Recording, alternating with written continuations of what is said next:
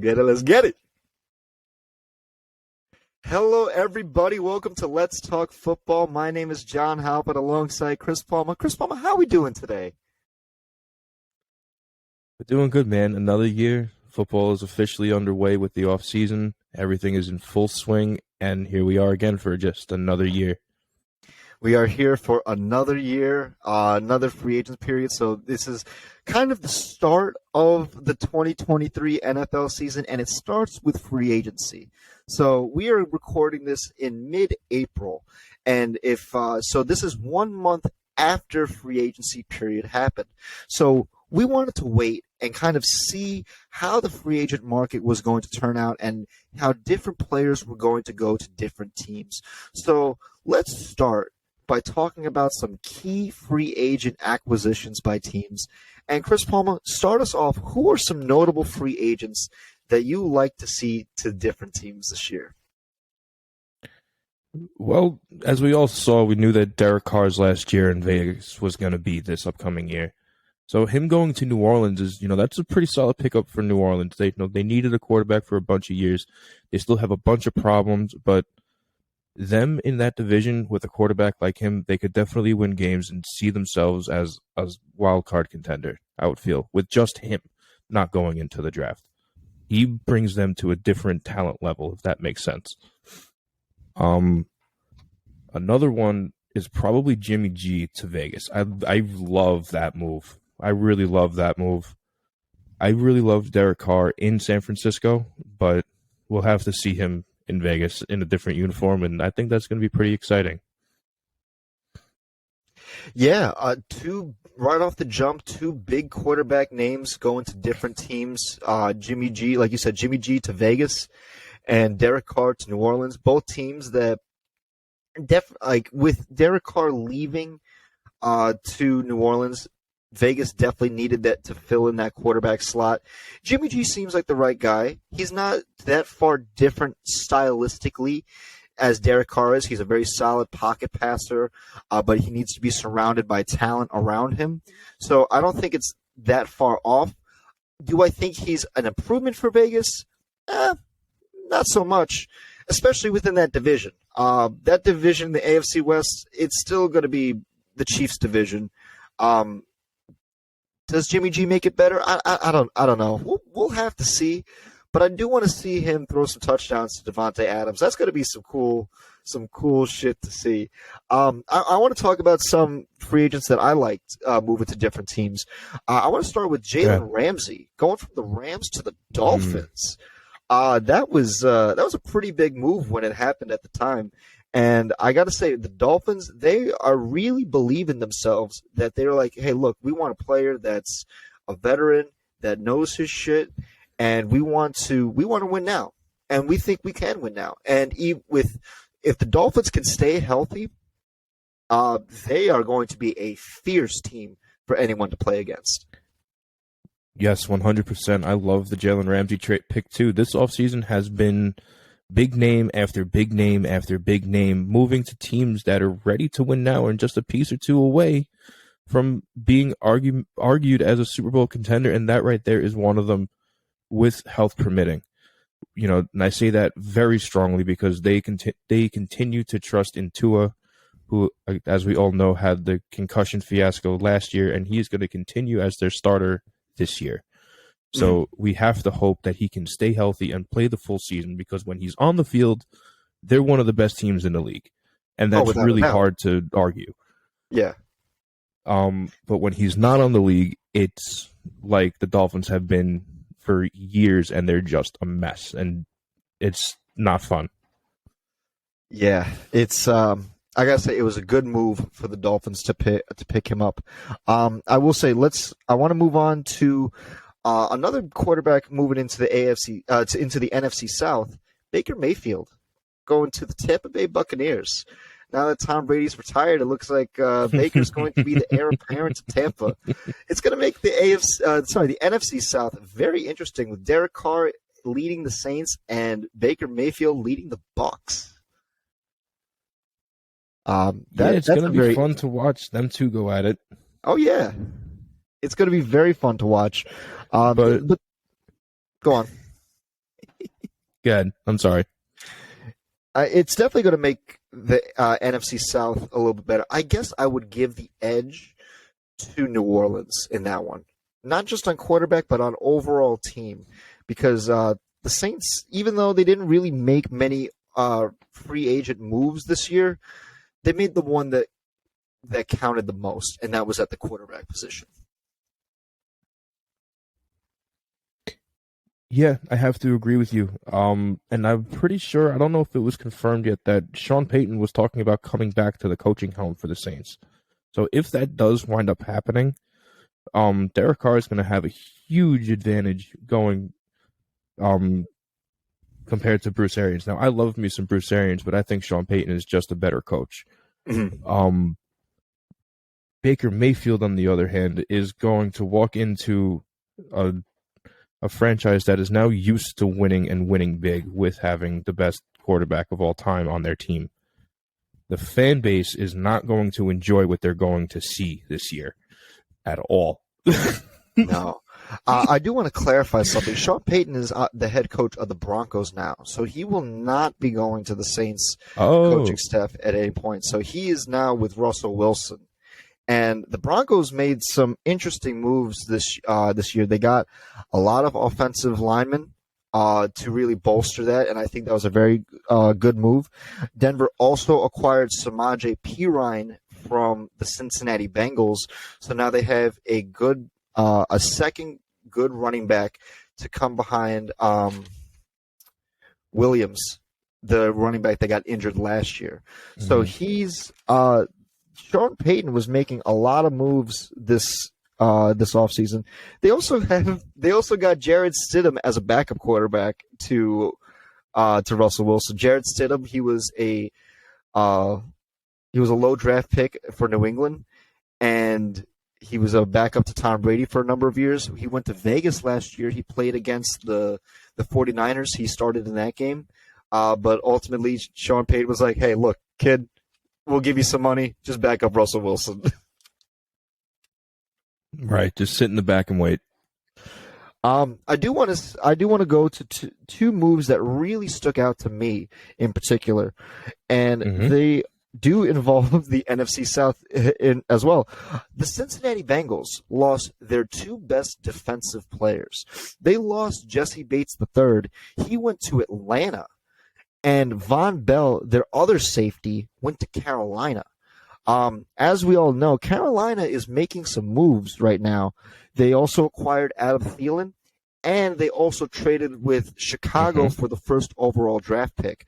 So Carolina is looking to rebuild and try to do it the right way under new head coach Frank Reich. Yeah, I like Carolina. I like where they're going with this. I like the moves they're making. Going after a Super Bowl contender team and picking up one of their players is smart to do. And being able to essentially finagle yourself to get the first overall pick pretty much ensures you're going to get the best quarterback on the board. Mm-hmm. So you can almost guarantee that they're going to start winning some games this year. They're not going to be a total dumpster fire. They're making the right moves at the right time. I think what we'll see out of Carolina this year is what we'll see out of Jacksonville 2 years ago, where you're going to have a star quarterback and you're going to have a team that's going to kind of try to meld together. But it's not going to be instant success. It's going to take time. Now, we haven't really talked much about the NFL draft. It is in about 2 weeks as of recording this episode. And the two big quarterbacks that are looking to go off the board are Bryce Young and C.J. Stroud. So those are probably going to be a 1-2 punch. So Carolina is looking to get either Bryce Young or C.J. Stroud. And honestly, you can't go wrong with either one of those quarterbacks. But either way, the Carolina, they're rebuilding the right way. Yeah, they're absolutely making the smart moves. But on the other side, with Atlanta picking up Jesse Bates, I like Jesse Bates, love him as a defenseman. This feels like a little bit more of the same with Atlanta, where they pick good pieces, but it's just improper timing because they need to fill holes in other places, if that makes sense. Yeah. They picked up Jesse Bates, and that's fine, but they wound up dropping Keanu Neal. And I don't think Keanu Neal was that replaceable, especially when you have issues on your offensive line. You need a quarterback as well.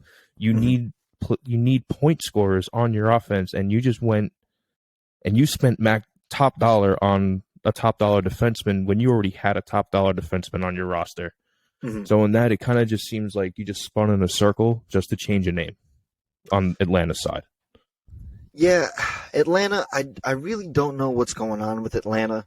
I also know that Atlanta also signed Taylor Heineke from Washington.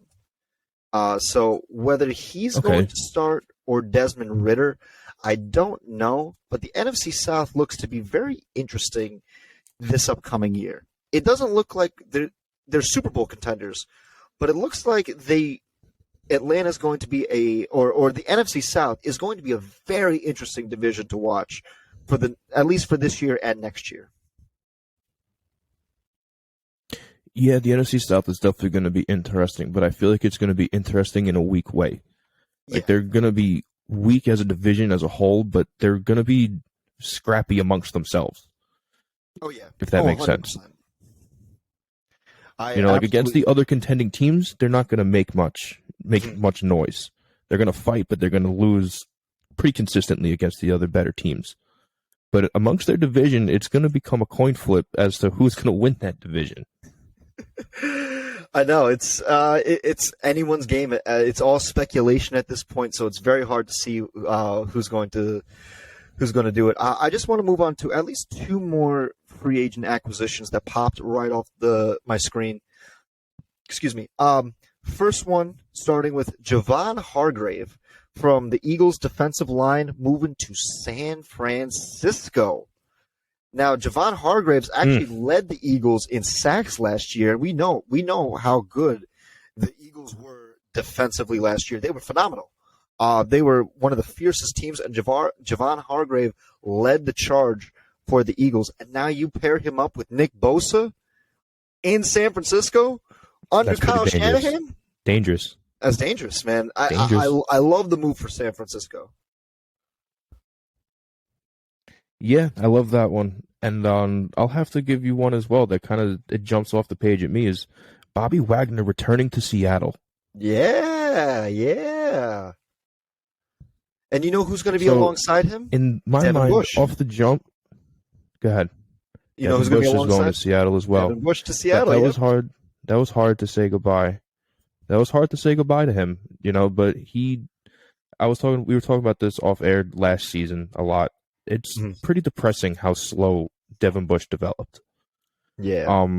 Coming out of the draft, I really liked Devin Bush, but then he got the knee injury early on in his rookie year, and he just never developed properly. But swinging back to Bobby Wagner, him going back to Seattle, as good as it seems on paper, you can only tell that this is probably going to be his last year. So they picked up Bobby Wagner and his replacement. Yeah, I 100% agree with you. This is definitely going to be Bobby Wagner's last year. It seems like it's just going to be a farewell tour. But honestly, I don't blame him for going back to Seattle. Seattle was one of the most impressive teams last year. They really shocked us all, myself included. I'll be the first to say Seattle surprised the hell out of me last year. But to get Bobby Wagner back, I think that's really good because now you have the veteran still from the Legion of Boom to mentor all the young defensive players like Quandre Diggs and Woolen as well. Like you have a lot of great young studs there in Seattle. And I think that, and they also signed Geno Smith, so we'll see how far Seattle can go next year. Listen, I'm excited to see Geno Smith, man. He played really well last year. To completely revamp his career in a season, kudos. You earned that money, but now you got to go out and earn it again. You got to prove that money was worth the signing. Yeah. Yeah, absolutely. Last free agent I want to talk about is one that went very under the radar, but a very important player. Orlando Brown Jr. going from Kansas City to Cincinnati. To Cincinnati. But honestly, it was the smart move for Cincinnati because they need offensive linemen. And we saw at the end of last year, all the offensive linemen that they paid in that last offseason, they were losing them because they just for injuries. So they were losing offensive lineman depth on their depth chart. And you sign Orlando Brown Jr., who's not only a starter, but a very good starter as well. So you pair him up on the blind side of Joe Burrow. I got to say, as much as I hate the Bengals, it was a very smart move on their part. Yeah, and it hurts to know that we got to now play him twice a year. You know, he's such a tough offensive lineman. You know, he fit the bill in every form of an all-pro tackle, all-pro guard. You know, he can move left to right on all parts of the ball on offense, and he's going to be a menace to every defense that we have in the AFC North. Mm-hmm. His pickup on edge rush is great. You know, he doesn't allow sacks. He doesn't allow hurries. He doesn't allow anything. And he's also one of the most disciplined linemen in the league, probably. Mm-hmm. He does not go off sides at all. So great pickup from Cincinnati. Great pickup. And like we were saying last year, like they just need offensive linemen like Tic Tacs. They just need to just keep getting them. Just keep getting them. If they think they have enough offensive linemen, they don't. They need more. Because that's going to be the key to their success. Because Joe Burrow is the key to their success. So 100%. With that being said, are there any more notable free agent pickups that you want to talk about that really piqued your interest? Or you want to move on to around the Steelers the league and all the moves they made? One that I really shook my head at for the team dropping him was Buffalo dropping Tremaine Edmonds to Chicago. Yeah. So that was very interesting to me. I liked Tremaine Edmonds to the point where it started going around that Pittsburgh was going to try and pick up Tremaine Edmonds and have the Edmonds brothers play together. Mm-hmm. I really would have liked that as an inside linebacker choice besides Devin Bush, because it was all but set in stone that we were getting rid of him, but we just needed a replacement. Mm-hmm. Him going to Chicago is interesting enough, but it's almost like Chicago had an all-pro outside linebacker and decided to dump him for nothing a few years back, and now they're shooting themselves for it. Did you remember who that was, John Halvin? Oh, is that Khalil Mack that you're talking about? That was. Are you talking about Roquan Smith that they traded to the Ravens last year? I was talking about Khalil Mack, but I guess Roquan Smith nonetheless. I mean, it applies to both of them. It all comes full circle at some point. I mean, it does. It definitely applies to both of them, but now they have a molded all-pro linebacker coming in. So that's a pretty interesting move, and might have to look at Chicago a little bit more, a little closer this year. Speaking of Chicago, before we move on, they did get DJ Moore as well. So DJ Moore from Carolina. So now it's Justin Fields, DJ Moore, and Chase Claypool. I like that trio. Don't they have Damian Williams in the backfield too? I don't know about Damian Williams. I know they lost David Montgomery. Okay. David Montgomery went to Detroit, actually. He went to Detroit. Oh, that's right. Okay. So, Chicago is going to be interesting this year to watch. There's a lot of interesting teams. But I got to say, the one team that made a lot of moves this year was your Pittsburgh Steelers. So Chris Paul, talk to me about your Steelers and all the free agents that they picked up. So, I'm not going to get into all of them because, like you said, we've made 8 free agency moves this year. Mm-hmm. So far. But the biggest ones so far, we still have a couple of signings to make. We're having interviews with a lot of people right now. The big ones that really jump off the page, like I was saying earlier, is Keanu Neal. Atlanta dropped Keanu Neal but they dropped Keanu Neal to one of the best defensively coached teams in the league. And now we have two of the best safeties in the league on one roster, Keanu Neal and Minkah Fitzpatrick, playing side by side together. That one jumps off the page at me. I'm so happy that Minkah finally has help on the other side. We wound up dropping Cam Sutton. I don't remember exactly where he went, but the other one that comes to mind is the lineman we picked up from the Eagles, Samalo. Mm-hmm. That dude Isaac Samalo, is Isaac Samalo is a different level of lineman. In his tenure being an Eagle, he has not let up a single sack. That's so crazy to think He about. has not let up a single sack. I think he's let up a total of maybe 10 pass rushes as a lineman. Dude is on a different level. So putting him on the weak side for Kenny Pickett is great. Oh, it's phenomenal. There's another one that we picked up. It was Devin Bush's replacement from the Dolphins. Landon Roberts. Thank you, Landon Roberts. I couldn't find him on the list, but another really, really good pick. I believe he has a total of like 50 sacks or something in his career. Just sack monster. So we're gonna have a lot of fun this year, and I love the way our new GM, Mr. Khan, is moving around the field. I got to say, Pittsburgh has really impressed me this offseason. Before I get into it, Cam Sutton actually went to Detroit. I wrote it down, and he's actually on Detroit now. And I think that's a fine fit for him. That's a fine fit. For the 8 free agents that you guys picked up, 6 of them were defensive players. I'll just go through them real quick. Landon Roberts from the Dolphins, Armon Watts from Chicago, Cole Holcomb, another middle linebacker from Washington, Keanu Neal from Atlanta, yeah. Brandon Fiocco from, I think it was the Chargers, if I'm not mistaken. Chargers, he was on the farm team, though. And you replace Cam Sutton with Patrick Peterson. That's right, we did. You got Patrick Peterson. And so those are the 6 defensive players that you got. And then you got 2 offensive linemen. You got Isaac Samalo, as we talked about before, and you got Nate Herberg from the Jets. So not only are the Steelers getting really good players, starters on every other team, but they're getting them in the right positions that they need to.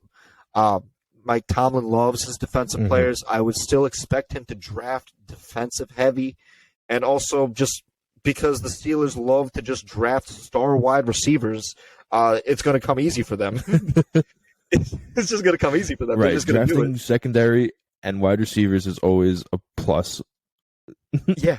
So the Steelers are making the right moves, and I'm not going to be surprised when they are in the playoffs next year.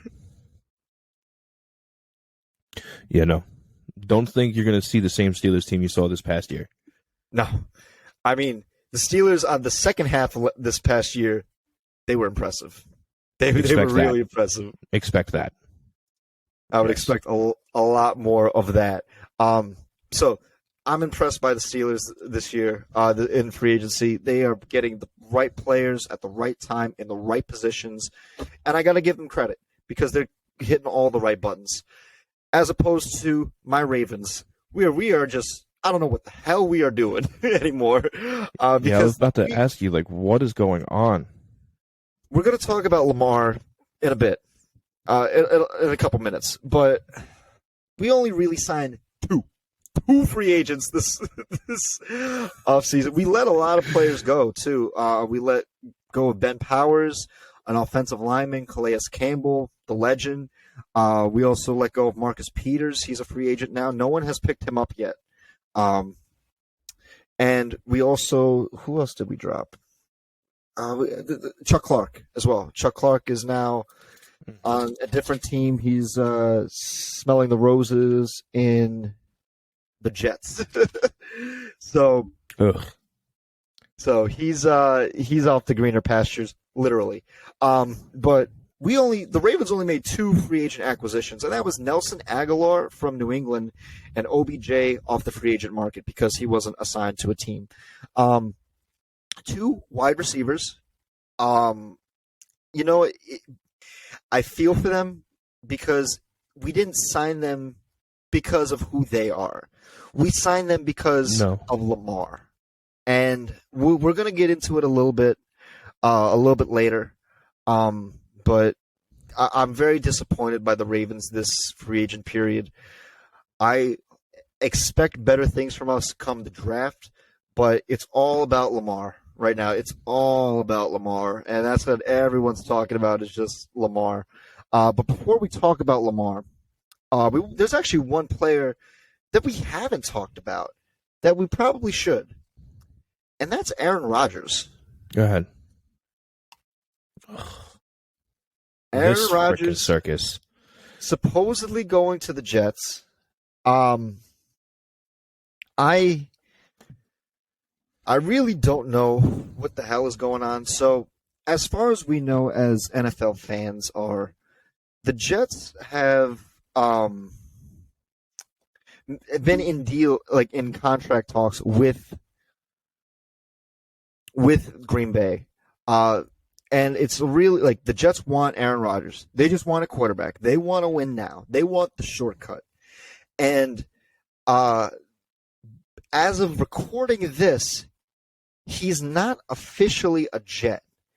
But all the signs point to he not only wants to be a Jet, but Green Bay wants to dump him to the Jets. But Chris Palmer, what are your thoughts on that? I have a lot of thoughts on that one. Speak it, man. Speak it. So let's backtrack. Let's backtrack for a second. Mm-hmm. You have Aaron Rodgers, who plays the season last year with the Green Bay Packers. Yeah. They notably have tension. Everyone knows it. It's like it's a bad divorce what's happening in Green Bay between Aaron Rodgers and him and them. It's really an ugly divorce. So this year, he says he wants to be traded outright. They go, okay. Now people understand he has a no trade clause, so it's going to come down to where he wants to go. It has to be under his terms. Says he wants to play for the Jets. Mm-hmm. Then he goes off the record to a 4-day darkness retreat where it's essentially doing DMT for 4 days. Comes out, and that's where he discloses that he wants to be a Jet.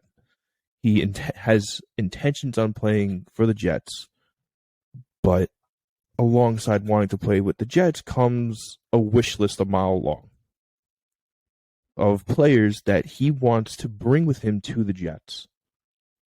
One of which was, I believe it was Alan Lazard, who they actually wound up picking up. They did, yes. Amari Cooper, who I believe they were in talks to. I can't recall if they signed him or not. They did not. him. And a tight end that I can't remember off the top of my head that he wanted. Well, he also wanted OBJ. He wanted OBJ, but he also wanted OBJ, right? But that was so again, he comes in with this wish list, and then you also got to remember who he is as the person. He's Brett Favre 2.0. So, with that being said, he does not like young talent. Does not like playing with them. He doesn't want to try and get on the same page with them. It takes forever for him to find one young stud that he likes and goes and finds a focal point with. Why would you want that as a Jets franchise coming in now? He found his one young guy that he liked, Alan Lazard. Says, I'm bringing you with me. We're going away from Green Bay. The other guys are the same guys that he complained about not having weapons about in Green Bay last year with Randall Cobb. They're the same people he complained about not having weapons. Mm-hmm. So now you have the Jets over here looking across the pond at Aaron Rodgers and all that's going on. Look over at their team. They are full, and I mean full to the brim of young talent. And then here comes this guy, 40-year-old quarterback, with pieces he complained about last year that he wants to bring home, saying, here I am. As a franchise, how are you seeing that as acceptable for where you guys are headed?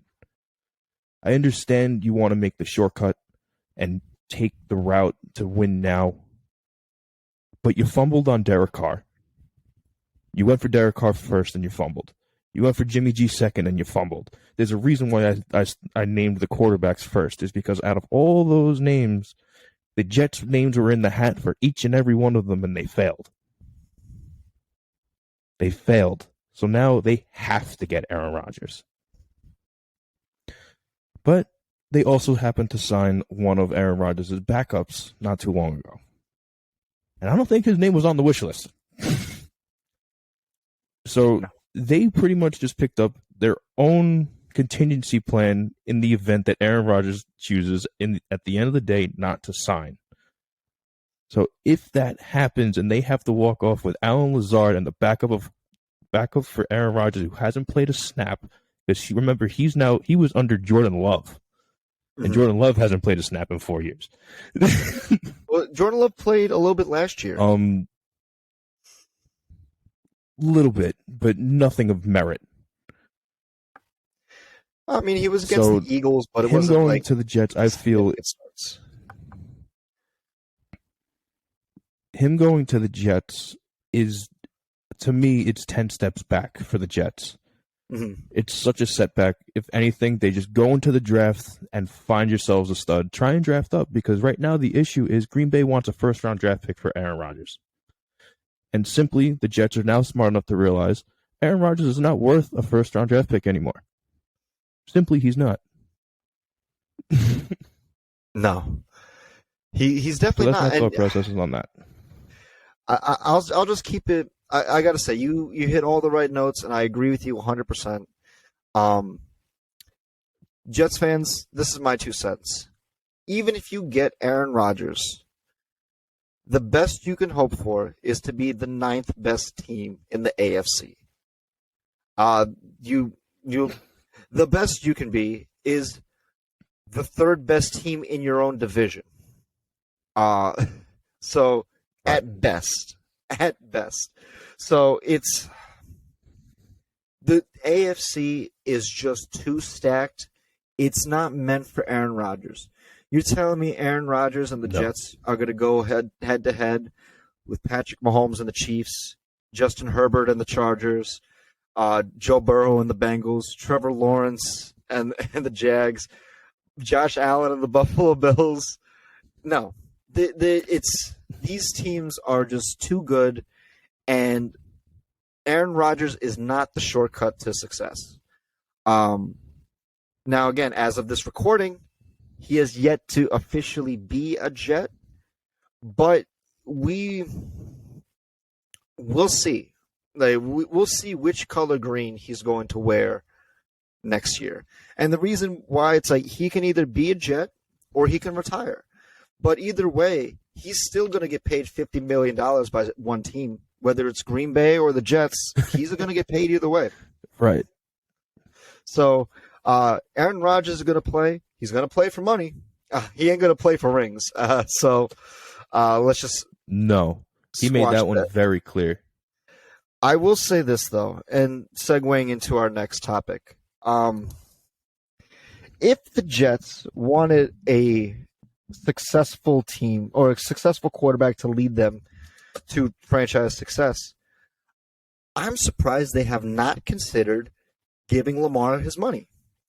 Because, so for all contextual purposes, this is, for everyone who wants to know what the fuck is going on with Lamar, believe me, as a Ravens fan, I've been hating following and keeping up with this story. But, I'll give you all the details for it. So, Lamar we drafted him in 2018. He was on his rookie deal, being that he was a first-round draft pick. We could keep him and extend him for 5 years. We can keep him for 5 years, keep him on his rookie deal for 5 years. The 5 years went up. The check was due. And so now we can still sign him to the franchise tag, and which we did. But Lamar's like, hey, look, I see all the money going around to all these quarterbacks, especially Deshaun Watson over there getting $230 million guaranteed last year. He's like, I want some of that. I want that money. I'm better than Deshaun. I mean, he's not wrong. He is better than Deshaun. He's an MVP. Deshaun's not an MVP. He's statistically leagues above Deshaun. Kyler Murray also last year got $200 million guaranteed by the Cardinals. These are teams that need these quarterbacks in order to be a successful team. Lamar sees the money that's going to all these different players, and it's like, I'm better than Kyler. I'm better than Deshaun. I'm worth more than Deshaun. And I'm not going to argue that. I mean, I think he's definitely the better player than Deshaun. But the Ravens will not give him that much guaranteed money. That's the key word here, is guaranteed money. Because the NFL, unlike other sports leagues, they have a financial cap that they cannot exceed. They can't go over that. They have a certain amount of money to spend to get players, and they can't exceed that. So the thing is with the Ravens, it's like, we could pay Lamar, but what that means is we cannot sign other players that we want to keep. We already have some players under contract, and we signed some players too. Like we gave Odell Beckham Jr. this past Sunday $15 million guaranteed. But like we can pay Lamar, but like ideologically, Steve Bisciotti and Eric DeCosta, the owner and GM respectively, they do not want to pay Lamar that much money. So on March 2nd of this past year, Lamar requested a trade from the Ravens. He wants out. He wanted out from the Ravens. Couple days later, the Ravens slapped the non-exclusive franchise tag. What that means is Lamar went up to the front office and said, hey, look, I want a trade. I want to get out of here. Ravens were like, oh, we can offer you this amount of money. We can offer you this amount of money. I think from reports that were reported, they offer, I think it was $130 million guaranteed. We don't know the totality of the deal or how many years it was, but that was the guaranteed amount of money that they were willing to give him. Now, Lamar's like, I'm worth a lot more than that money. Now, $130 million, that's just the guaranteed money. It could have been a $250 million contract, but the rest of the money could have not been guaranteed. But he wants that. He's like, I want that money. I want that money. And that's the whole crux of this issue, is about the money. It's just about money right now with Lamar. And so it's like the Ravens are not willing to pay it. So we slapped on the non-exclusive franchise tag, which means that he's going to get $32 million guaranteed this year. It's a 1-year contract. And if he can go to any other team and be like, hey, look, do you want me? You want my services? You can pay me, and the Ravens will trade me to you. But it's going to cost 2 first-round draft picks. And teams have not made offers to Lamar because not only is the money too high, but they also don't want to give up that draft capital. So he's just a very expensive quarterback right now. And it hurts because there's so many questions right now as a Ravens fan where it's like, is Lamar going to play and start for us on the non-exclusive tag? Will he sit out? Will he just say, fuck it, I'm not going? Will teams make him an offer post draft? Will we draft a quarterback, accepting that Lamar will be gone? There's so many questions for the Ravens right now that they don't feel like the Ravens. They feel like the Browns. And it's just mind-boggling because at the end of the day, it's about money. And I hate it because it shouldn't be about the money. And now, Palma, I know I just rambled on for like 5 minutes straight, giving everyone the synopsis of what's going on. Tell me your thoughts on this. You see, you've made a lot of really good points when it comes to Lamar Jackson and the Ravens issues. You really did. You made a lot of really good points. But I'm going to piggyback off of it with one statement that a lot of people are really failing to understand. There is no market for Lamar Jackson right now. There just isn't. Because of how expensive he is, number one. The contract you were talking about with the Ravens that he turned down, it was $133 million for 3 years.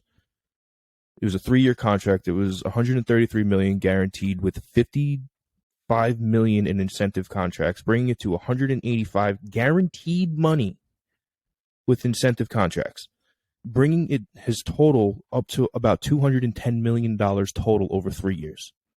And he turned it down.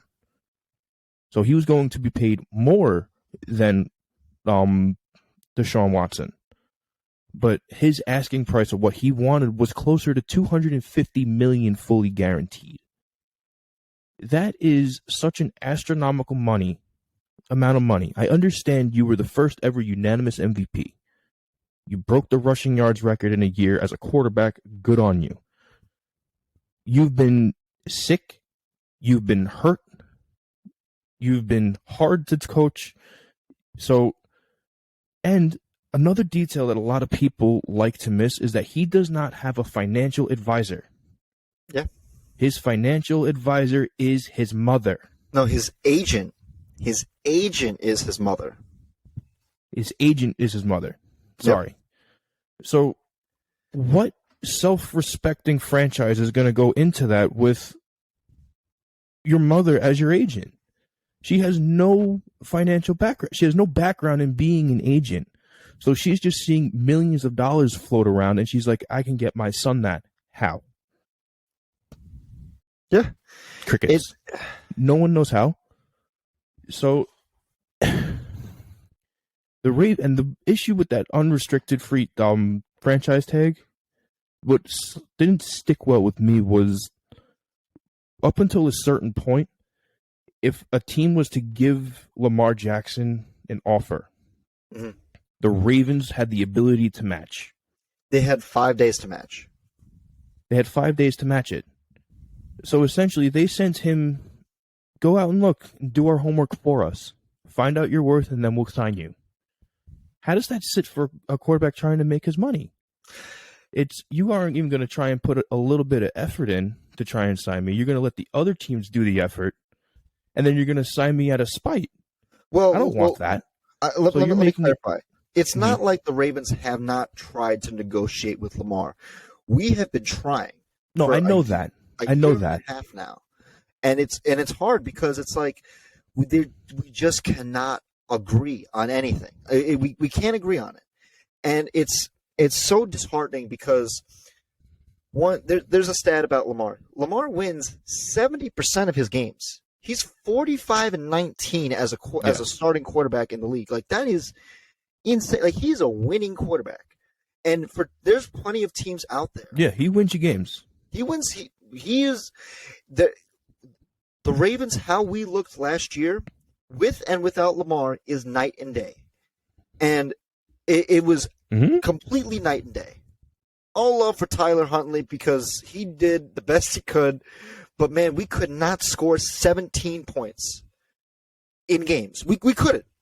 That second Steelers game that we played against, it was a defensive battle, but man, if Lamar was in some of these games, like the whole season would have changed. I digress. It's not for a lack of trying that the Ravens, like, we are trying to keep Lamar. But at this point in time, as of this recording, Go ahead. As of this recording, teams can still give him a contract. He's still on the open market. So then he will, even after the draft, he will still be on the open market. But no team has made him an offer because they know that they don't want to. He's just too much. He's asking too much, and again, the Ravens are trying. We're really trying, and it breaks my heart because as a Ravens fan, it's like, I want Lamar. I really do want Lamar to be on our team, but at the end of the day, I've accepted that he's not going to be on our team anymore, and that's the hard part. Is that, like, I want him there, and but he doesn't want to be there because it's like you're not appreciating me for my value. And that's the thing. It's all about value. Like, do the Ravens value him? Yes, but not at the price that he thinks he is. And it's hard because right, he's asking way too much. Yeah, he's asking way too much, and he really is. Again, and I feel for it because like we got Odell Beckham Jr. to bring Lamar back to the negotiating table. Lamar's asking for a PS5, and we give him a bicycle. And it's like it's not bad. It's a bike. It's a good gift, but it's not a PS5. So right, it's not anywhere close to what I'm looking for. Yeah. So again, it's just and we're going to start seeing this a lot more, which is unfortunate. And this is going to bring me to a point that I believe you and I have spoken about. Deshaun Watson, with his contracts, he ruined longevity contracts in the NFL. He ruined them. You are not going to see a contract that is not fully guaranteed that is over 5 years. Everything else is going to be 2 to 3, maybe 4 years for every position, because everyone's going to start wanting guaranteed money. Not up in the price range that he's talking, but everything is going to start being fully guaranteed for longevity contracts. You want a 6-year deal? Fine. Give me my money now. You want me for 6 years? That's fine. But I wanted that signing. Yeah. Because a lot can happen in 6 years. Oh, yeah.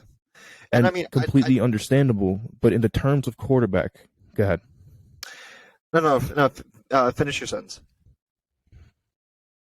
In terms of quarterback, those prices are way too astronomical. Now, Deshaun Watson was a special case. You know, he got 220 something fully guaranteed when it was all said and done. He also didn't play for 2 years. He also got that contract from the Cleveland Browns. Do you really think the Baltimore Ravens are going to follow in the footsteps of the Cleveland Browns? Let me ask you that sincerely as a Ravens fan. I mean, it's ironic because the Ravens are technically the Cleveland Browns from the original Browns. So it's like we technically have done that, but like in regards to this situation, no, we're not going. If the Browns set the quarterback market price, the Ravens are a smart team. The Browns are a desperate team. And right now, especially the signing of Odell Beckham Jr., it reeks desperateness. And now I ask you the same question. With Arizona signing Kyler Murray, do you think the Baltimore Ravens will follow in the footsteps of the Arizona Cardinals? Another truly, truly desperate team at this point in time in this offseason. No, they're not going to do it. You look at two desperate teams throwing hundreds of millions of dollars at one player. You guys are a very much more respected team and a more renowned team in this league. You cannot look over at two teams that are literally treading water with a dumpster fire rolling behind them and think that that's the right thing to do. And I understand the Ravens have tried. At that point, it hurts less to let go. Because now you can be someone else's problem. You know, or you're going to be your own problem and you're not going to have a job come this year because you keep turning down money.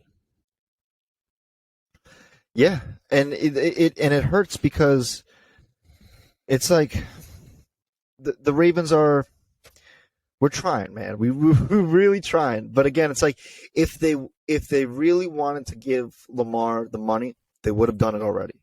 But it's literally two different ideologies going at each other. Value for a specific player. And it's like, look, I don't blame Lamar or the player or players, in fact, wanting guaranteed money. It's assurance because it's like the biggest insurance policy you can get because for all we know, when we've talked about it before, a player can step onto the field and their career is over and they're done. And we saw it with Damar Hamlin. 100%.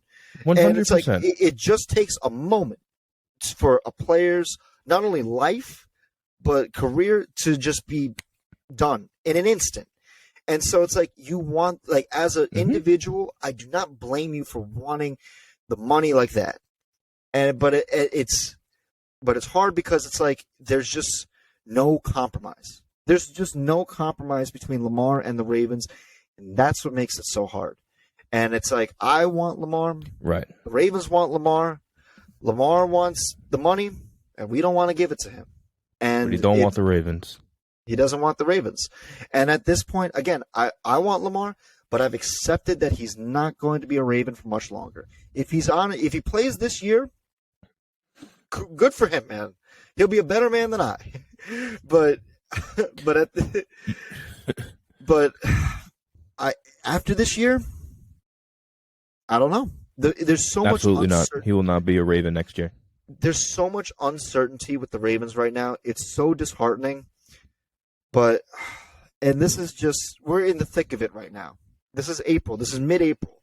Mm-hmm. There's a lot that's going to happen from now until the start of the NFL season.